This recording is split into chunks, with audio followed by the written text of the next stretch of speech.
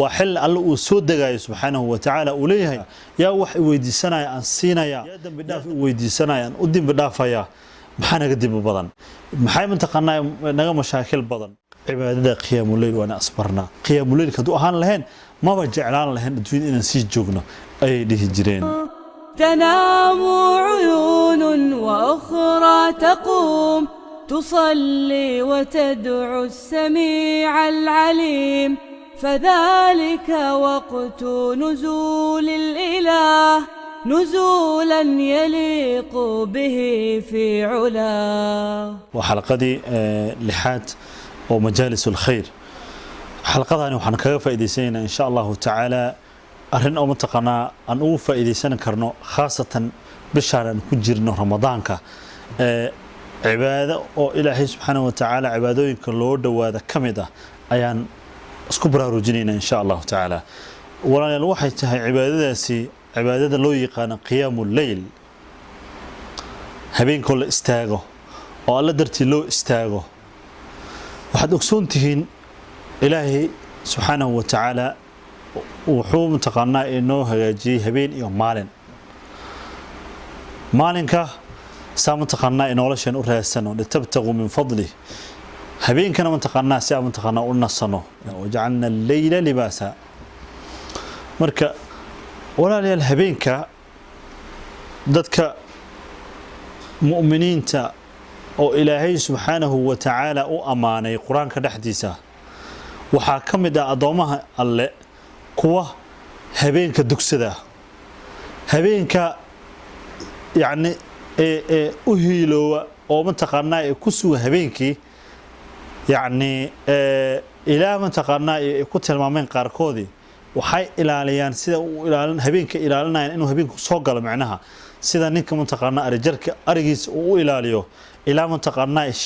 shimbar walba buulkiisa uu ku hoydo oo meel walba mataqaanaa mugdi uu maxay ahayd xareereeyo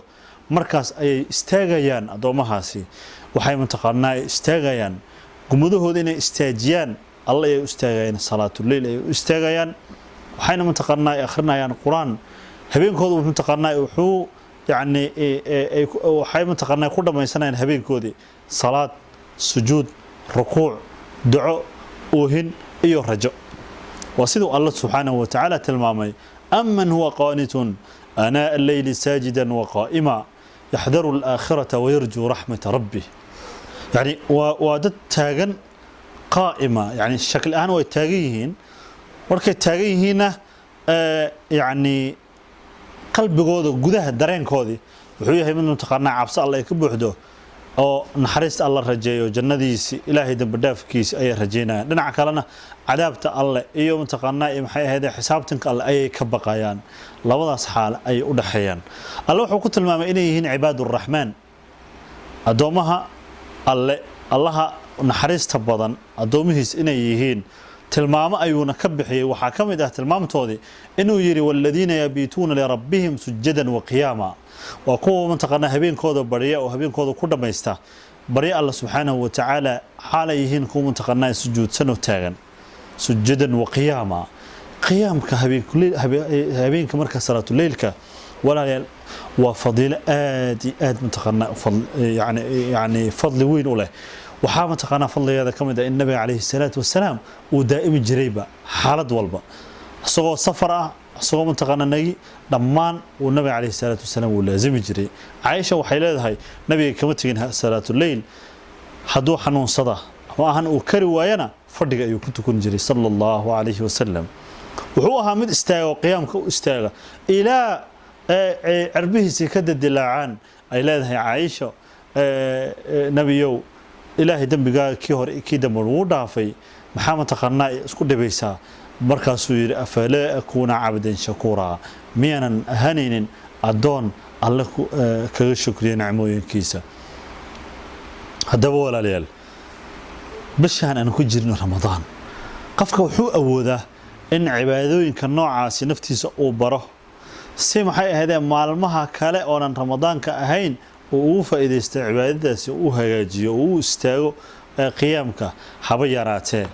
يعني قيامك مركا وهرمان سنة كرا قفكا intuusan saaxanin ma ahane dib buu ka soo kici karaa ilaan yani waxaana fiican thuluth al-akhir saddex meelood habeenka marka loo qaybiya qaybta saddexaad ayaa aad iyo aad u fadli badan in habeenka la soo kaca waa xil alla uu soo dagayo subhanahu wa ta'ala uu leeyahay yaa i weydiisanaya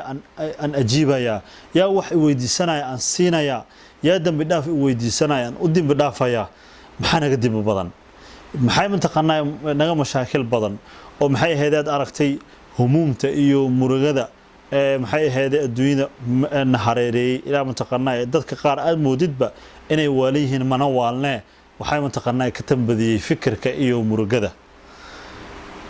murugooyinka iyo maxay ahayd fikirka iyo walbahaarka aan la noolnahay waxa mantaqanaa ay tahay marka inaan u bandhigan Allah subhanahu wa ta'ala allahna leh weydiista waan idin siini waxa nasiib darro marka xilliga in iska saaxano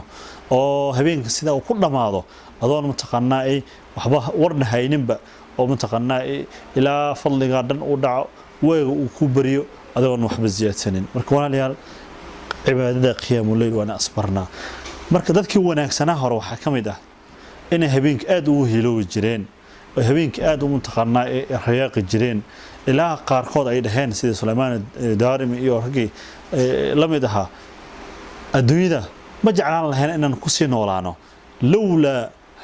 qiyaamul layl ku ahaan lahayn qiyaamul layl kadu ahaan lahayn ma ba jeclaan lahayn adduunyada inaan sii joogno ay dhihi jireen xabiib ninkii caabidkaad garanaysaan islaantiisa mantaqanaa habeenka ka cini jirtay waxay dhihi jirtay mantaqanaa istaag waxay mantaqanaa habeenka wuu tagay dadkii safaraydan way naga tageen safarkan mantaqanaa waa aad buu u dheeryahay zaadkeena iyo sahaydeena aad bay u yartahay kacbay dhihi jirtay macnaa inay istaagaan ayaa mantaqanaa cibaadada ay u istaagi jireen ilaa uu bariyo marka dadkii waxa kamid ah mantaqanaa saxaabada naftooda meel fog ha aadin saxaabada calayhi ridwaanullaahi calayhim ajmaciin waxa kamid ah qaarkood inay istaagaan habeenkii markay doonaan inay saaxdaan inay istaagaan ay dhahaan mantaqanaa waxaan ka saaxan waayay naarta jahiima iyo naarta jahannam ayaan ka saaxan waayay dadkii dambe oo taabiciintu waxa kamid ah ayagana ku dhihi jiray habeenkii markuu mantaqanaa mugdiyooba oo habeen maghribka la gaaro oo habeen mar haduu soo galo inay dhihi jireen caawa habeenka aan dhimana lahaa kadibna cibaado istaagaan ilaa waagu uu ka bariyo maalinka markii mantaqanaa qoraxdu iyo waagu uu soo bariyana ay dhahan maalinkan dhiman lahaa kadibna mantaqanaa soon iyo quraan akhris cibaado ay ku jiraan maalmahooda sida ay ku dhamaysan jireen marka walaalayaal anaga mantaqanaa waxa mantaqanaa aan mudanahay inaan kuwaasi ku dayano